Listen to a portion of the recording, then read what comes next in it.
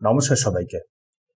Deal হয়েছে আমাদের ভারত আর ইউরোপের মধ্যে ফ্রি ট্রেড এগ্রিমেন্ট। এদিকে জাস্ট এই একটা ডিলের জন্য বাংলাদেশের ইকোনমির কিভাবে পুরোপুরি কোলাপস করে যাবে জেনে নিন। বর্তমানে বাংলাদেশের টোটাল এক্সপোর্ট হলো প্রায় 50 বিলিয়ন ডলারের মধ্যে, যার মধ্যে থেকে 85% মতো ইউরোপের মধ্যে ফ্রি ট্রেড এগ্রিমেন্ট। এদিকে জাস্ট এই একটা ডিলের জন্য বাংলাদেশের ইকোনমি কিভাবে পুরোপুরি কোলাপস করে যাবে জেনে নিন। বর্তমানে বাংলাদেশের টোটাল এক্সপোর্ট হলো প্রায় 50 বিলিয়ন ডলার মতো, যার মধ্যে থেকে বেশিরভাগটাই যায় ইউরোপে, প্রায় 50 থেকে 60% মতো। অন অ্যাভারেজ 20 বিলিয়ন থেকে 25-26 বিলিয়ন ডলারের মধ্যে থাকে, যার মধ্যে আবার বেশিরভাগটাই হলো টেক্সটাইল। ইউরোপে বাংলাদেশ যতটা এক্সপোর্ট করে তার বেশিরভাগটাই হলো টেক্সটাইল, প্রায় 90 থেকে 95% মতো।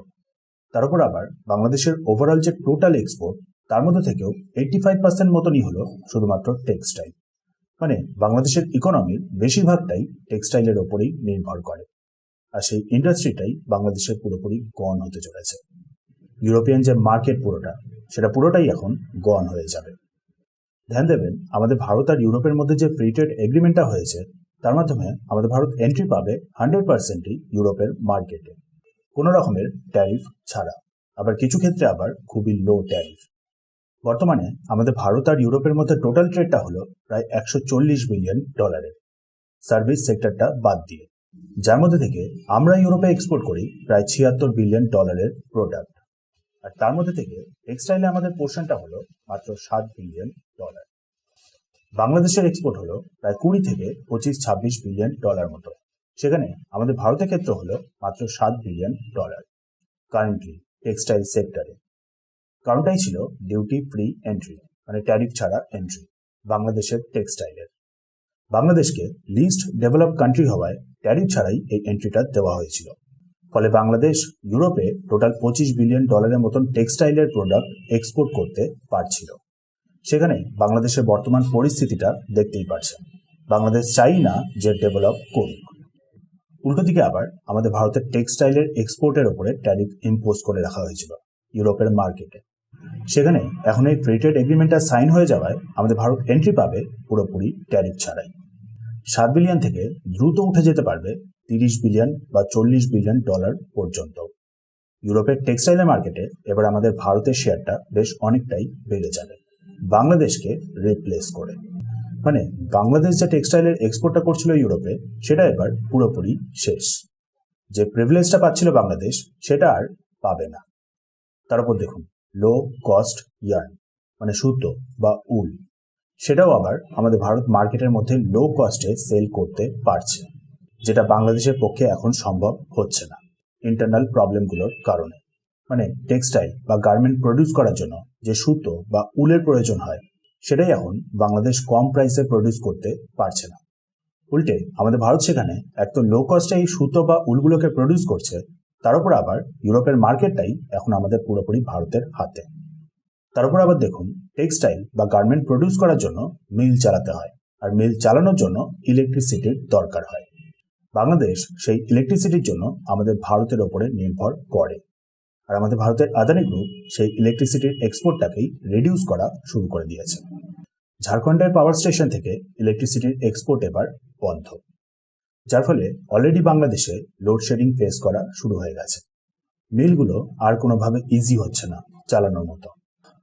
রিপোর্টস অনুযায়ী ফেব্রুয়ারির 1 তারিখ থেকেই নাকি বাংলাদেশের বেশ কতগুলো মিলকে টোটালি শাটডাউন করে দেওয়া হবে অনির্দিষ্টকালের জন্য। ইলেকট্রিসিটি নিয়ে প্রবলেম, সুতো নিয়ে প্রবলেম, উল নিয়ে প্রবলেম, আর তার উপর আবার এক্সপোর্টের মার্কেটটাই পুরো গায়েব। এবার দেখুন, আপনি হয়তো বলতে পারেন যে ইউরোপ গেল তো কি হয়েছে, বাংলাদেশের জন্য তো ইউএস রয়েছে, ইউএসএতে এবার বাংলাদেশ এই টেক্সটাইলের এক্সপোর্টটা বাড়িয়ে দেবে, তাই তো? ওয়েল, সেদিক থেকেও একটা সিচুয়েশন তৈরি হয়ে গেছে। বাংলাদেশের ওপরে ইউএস 19% ট্যারিফ ইম্পোজ করেছিল, আর আমাদের ভারতের ওপরে 50%। মানে আমাদের ভারতকে ইউএস এর মার্কেট থেকে সরিয়ে দেওয়ার চেষ্টা। এদিকে বাংলাদেশকে ইজিলি এন্ট্রি দেওয়া হয়েছিল ইউএস এর মার্কেটে, সেখানে বাংলাদেশের এক্সপোর্টটাই কমে গেছে প্রায় 11%।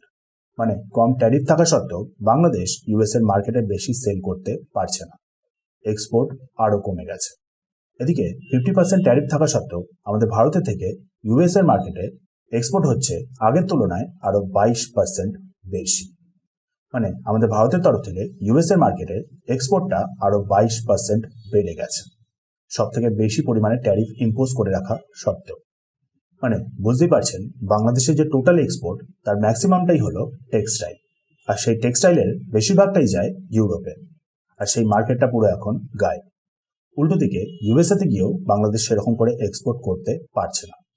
বাংলাদেশের টেক্সটাইল আর গার্মেন্টের মিলগুলো এবার খুব তাড়াতাড়ি বন্ধ হতে চলেছে।